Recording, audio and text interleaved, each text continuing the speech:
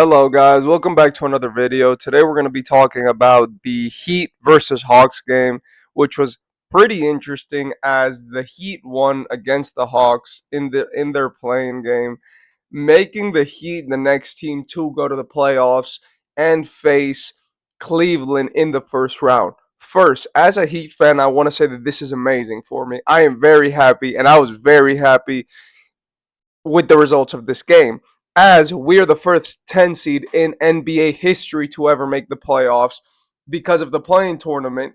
Most of the lower seeds normally get eliminated first, and that's always because in those games where you have lower seeds facing higher seeds, normally the difference is much stronger. The only problem with the Heat is that the Heat are not a regular team because the Heat are much better than most teams when it comes to winning in playoff settings. The reason why is because they have three things.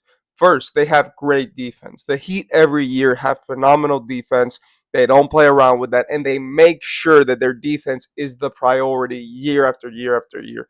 Second, they have great players who all have experience in playoff settings. Tyler Herro, two-time finalist. Bam Adebayo, two-time finalist. Andrew Wiggins, champion. Khalil Ware has been on those teams and has seen that. Hayward Highsmith went to the finals. Davion Mitchell has playoff experience.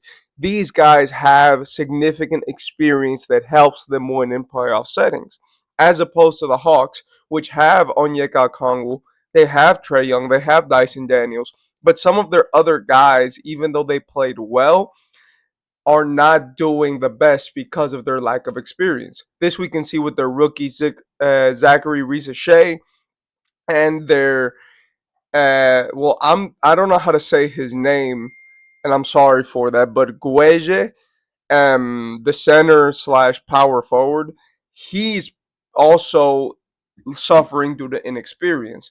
The reason why is because the Hawks are a young team. As much as we don't like to admit it, they're not like the Mavericks. They're not like any of these other teams, which drafted a great star and then built around him, and then now they have an old team. With the Hawks, they've gone in such a turmoil where their seasons have gone completely off plan every single season.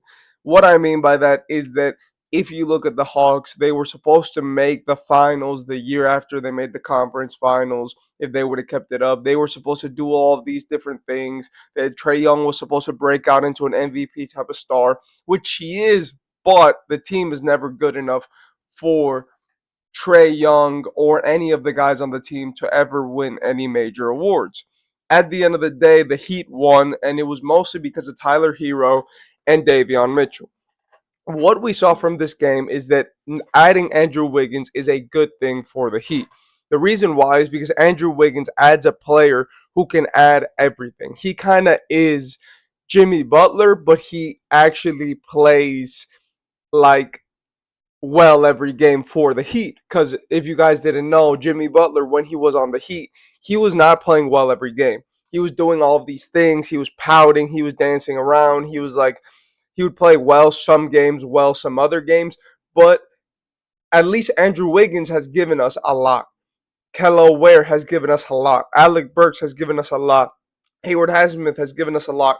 And even our newer pieces like Cal Anderson or Duncan Robinson, after we started putting him in the lineups again, have shown out to be addition pieces because of the Heat system. Now, I won't get on the Heat too much because they are a good team, but they're still not ready. And I don't think they'll beat the Cavs. And that comes from a Heat fan.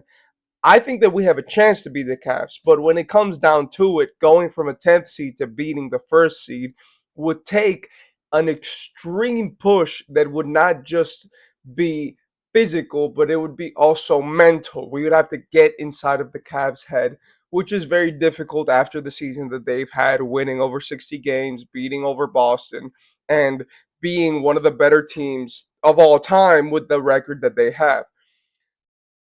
Moving forward, the Hawks and the Heat played really well this game. They both were battling till the end. They went into overtime, but Davion Mitchell was the player who won the Heat this game. Tyler Herro was making clutch shot after clutch shot. Davion Mitchell was making clutch shot after clutch shot. That three he made in the fourth quarter to put the Heat between three, huge. The three he made after he got his own rebound from missing a three, they did two passes and he ended up at the top of the screen and then made the three. Beautiful. Tyler Herro getting that pass from almost 30 feet out and just shooting it and making it beautiful. There was a lot of things on this team which I did not see in last year's Heat.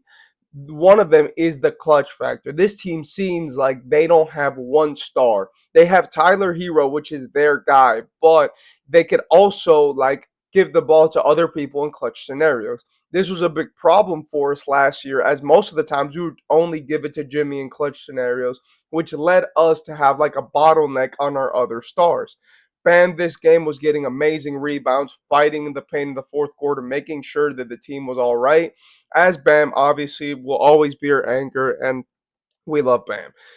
But at the end of the day, in my opinion, what really won us this game was our defense. We were consistently just playing great offense, taking up a bunch of time from the shot clock, and then making the shots that we were shooting while also playing great defense when they were attacking us.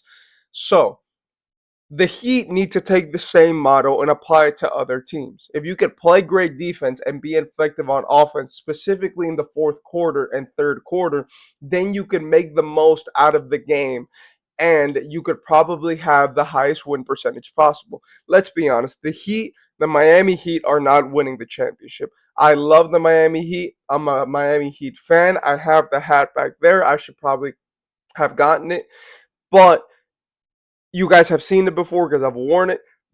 But when it comes to their team and when it comes to our team, we're not the best.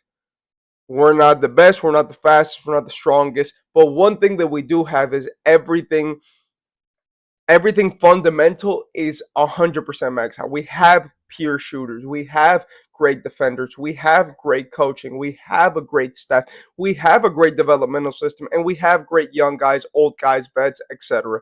The only problem with the Heat is that they need one more piece. We need one guy to bring it all together. And that would most likely be somebody who can offload Tyler Herro and play with him as kind of a small forward, power forward type of guy that could score a lot and be very consistent.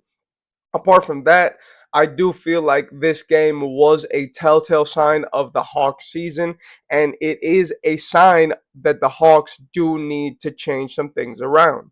Apart from that, when looking at this game, I just want to say that it was a great game. I love the ending of it. Shout out to Trae Young because he did everything he could to win. He got 29 points, 11 rebounds, no, 11 assists and like five rebounds. And apart from that, he was playing great all game and made sure that in the fourth quarter he stepped up, making some huge threes. At the end of the day, this game wasn't won because one team was better than the other. It was only won because Miami played harder than the Hawks and played better than the Hawks. Both of these teams seem to be in even competition.